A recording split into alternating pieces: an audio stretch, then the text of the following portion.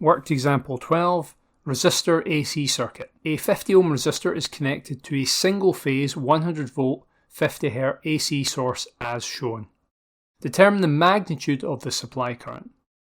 Well, when we have a resistive only AC circuit, as shown, with a resistance of 50 ohms, then we can treat this as V equals IZ, but because it's resistive only, our Z basically drops down to just being R, so our Vs is ISR.